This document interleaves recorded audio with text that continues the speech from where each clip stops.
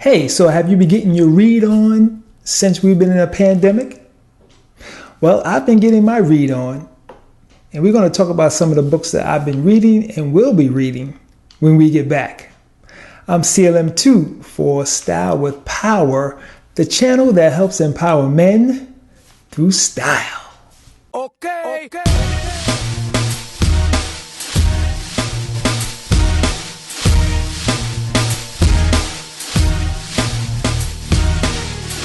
Hey, happy Monday, and hopefully everyone out there had a great weekend.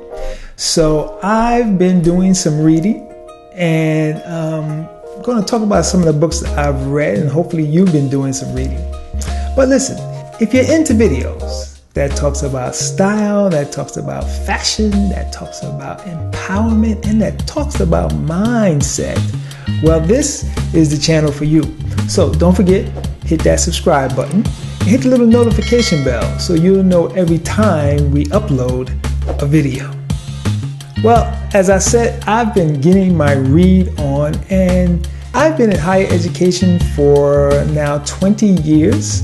Of course, I grew up in the New York City area, and I went to school, and I never can remember anyone ever assigning me the book on Frederick Douglass. Now, being from Harlem, we have a avenue called Frederick Douglass Boulevard. And, I've heard about Frederick Douglass all my life, but have never read anything about Frederick Douglass. So I decided that it's time for me to go out and learn more about Frederick Douglass. So I went out and actually purchased Narrative of the Life of Frederick Douglass, an American Slave, written by himself. And many of you may have seen this book before, and many of you may have read it, but I've never read it. And let me tell you, it's fascinating. It's a fascinating book. I mean, of course, we've learned about slavery, and we heard about the atrocities of slavery, but to hear it firsthand from Frederick Douglass is just incredible. And I know that as I'm reading through the book, some of the things that he has been saying about the atrocities that were put on the enslaved people of African descent by the white man is just horrible. It's just horrible. And and some of those same sensibilities are still happening today. It's incredible to believe that these same white people who claim to be Christians can treat another human being the way they were treating their human beings. And even in this book here, he talks about the contradiction of Christianity and in the morality of how to treat human beings. And that's always been something that we've debated for many years that I've been around. We've always debated about religion and the way that people actually act in real life. I mean, if you believe in religion, you believe in treating people fairly and with morals and by the Bible or the Quran or whatever religion that you follow, then in every book it says that you should not treat man with such disdain and with such evilness. But as we learned, that really wasn't the case, that the same preacher and pastor and whatever you want to call the head of the church, those same individuals were slave owners and slave holders, and they were treating us, African American people, African descent people, tremendously bad. I mean, the atrocities that are narrated in this book will just bring you to, you'll get so angry when you read this stuff that you wouldn't believe it. So I definitely suggest, if you've never read The Life of Frederick Douglass by him, I definitely say you should go out and read it. It's a short read, and you will definitely get an eye opener. So, and anybody out there who deals with white people and they say they don't understand why we're out here fighting for social justice, you know what? This would be a good book for them to read. They can read through this book because this book was written way back in the 1800s. Let me see the exact date. I believe it was, so this book was first written in 1845. So if they can't, believe why we're fighting for social justice, have them go and read a book that was written in 1845 and read about the atrocities that were put on enslaved people, African American, African descent people in this book. So after reading this book, and I'm just about done, I'm going to really get into Frederick Douglass. I went and also got this book here, and this says Frederick Douglass, Prophet of Freedom by David W. Blight. So as you can see, this one is a lot thicker. So this will probably go into a lot more detail about the life of Frederick Douglass. And I'm interested in seeing what David Blight has to say about Frederick Douglass. And great story, great man.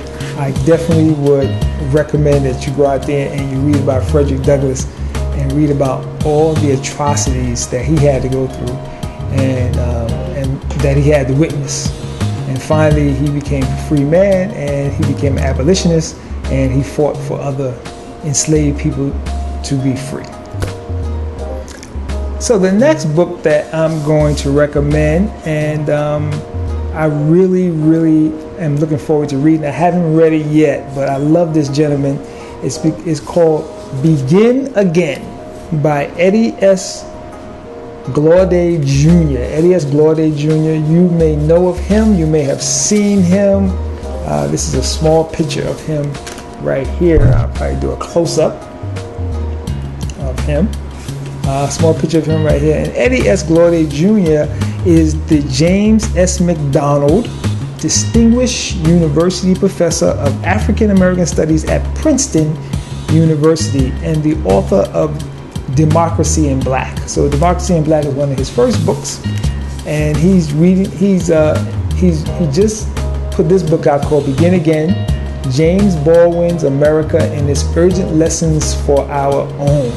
And he kind of goes into the life of James Baldwin, and from what I heard, it's a fascinating book. For those of you who like James Baldwin, may have seen or read a lot of James Baldwin books, may have seen the James Baldwin documentary, I Am Not Your Negro. Excellent documentary. If you haven't seen that, you can just go on, I think it's on Amazon, it's on Netflix. You can go find out about James Baldwin and get to hear James Baldwin speak and see him do speeches. And James Baldwin was a great writer. So Eddie Glaude Jr. actually gets into a lot of the James Baldwin ideologies, and I heard this is a great book. I haven't started it yet, but I'm looking forward to reading this book. And I love Eddie Glaude Jr. I hear him on the radio, I see him on television, and you know what? This is a channel about style and fashion. Eddie Glaude Jr. always looks fabulous when he's on television. If you haven't ever seen him, you can go on YouTube and you can look up some of his interviews, and he is always spitting polish. He looks fantastic. So I'm a big fan of him, not only of his scholarly works, but also of his fashion sense. He does a great job when it comes out of fashion. So I'm definitely going to read this, and I probably will do a review, or I'll talk about it after I finish reading this. So stay tuned for that episode, which will be coming in the future, about this book, Begin Again, James Baldwin's America and Its Urgent Lessons for Our Own by Eddie Glaude Jr., University Professor at Princeton. And the last thing that I'm going to talk about is, of course, our boy, the one that we love, Mr. Nick Cannon. And Nick Cannon took the advice of so many. I'm quite sure he didn't see my video about him, where I gave him some advice. But he took the advice of many, and he actually did an interview with a scholar from the Jewish community, and they both had a long discussion. And I think he learned some things. from this scholar. He kind of understood why the remarks that he made were considered anti-Semitic. This Jewish scholar, kind of told him the reasons why his people took it as anti-Semitic. And I think Nick, he understood after it was all over. I think he kind of understood why they considered it to be anti-Semitic. And I think he learned something. But that's one of the things that we've always tried to say, especially in the educational community, is that when you are going to speak about anything that's controversial, it's best to have both sides represented. When you have both sides represented, then whoever's watching, whoever's listening will be able to hear both sides, and they'll be able to make an educational choice. Some people are just going to believe what they believe. Others will listen and say, hey, you know what? You made good points. I'll have to rethink the way that I'm thinking. Maybe I didn't see it correctly. That's the way that you want to present any argument that you have. You want to be able to have both sides. A lot of people don't want to hear the other side. They believe what they believe and they just want to hear their side. And that's not really how you grow. The way that you grow is that you hear both sides and you analyze both sides, and then you make an educational choice. You make the choice that's best for you, but there are certain facts that you just can't ignore. There's just certain facts you just can't ignore, and no matter how you try to twist it and make it your way, a fact is a fact. So I think Nick Cannon got a great deal out of having an interview with that Jewish scholar, and I believe you can go on YouTube and you can find it under Cannon's Classes. He has a podcast called Cannon's Classes on YouTube, and you'll get a chance to hear that interview. And let me hear what you think. Put a comment down in the comment section and let me hear what you think. What I did do, of course, in the description, you'll see a link to that story, and you go right to the story and you can read about it, and then you can maybe go and you can find the video of Cannon's Classes of him interviewing that individual. Well, that's it for this week, and I will see you guys next Monday.